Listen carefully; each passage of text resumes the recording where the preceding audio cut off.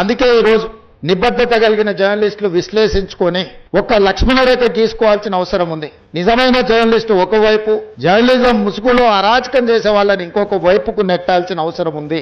అది జరగకపోతే పత్రికలకు ప్రసార సాధనాలు కాదు, తెలంగాణ సమాజానికి, దేశం యొక్క భద్రతకే ప్రమాదకరంగా తయారయ్యే పరిస్థితులు ఉన్నాయి. నిన్న కొంతమంది సోషల్ మీడియా ప్లాట్ఫామ్ లో పనిచేసే వాళ్ళు పాకిస్తాన్ ఐఎస్ఐ ఏజెంట్లుగా పనిచేస్తున్నారని చెప్పి ఆపరేషన్ సింధూర్ సందర్భంలో కొంతమందిని అరెస్టులు చేసే పరిస్థితి వచ్చింది. ఏ ముసుగు తోడుకొని ఎలాంటి కార్యక్రమాలు చేస్తున్నారో ఈరోజు మనం అర్థం చేసుకొని ముందుకు వెళ్లాల్సిన పరిస్థితి ఉన్నది. అందుకే మిత్రులారా, ముందు నుంచే నాకు పాత్రికేయ మిత్రులన్నా, వాళ్ళు విశ్లేషణలన్నా, లేకపోతే వాళ్ళు రాస్తున్న వార్తా కథనాలలో సమాచారాన్ని నేను ఎప్పుడు నిశితంగా గమనిస్తుంటా. అది మాకు కూడా ఒక నాలెడ్జ్.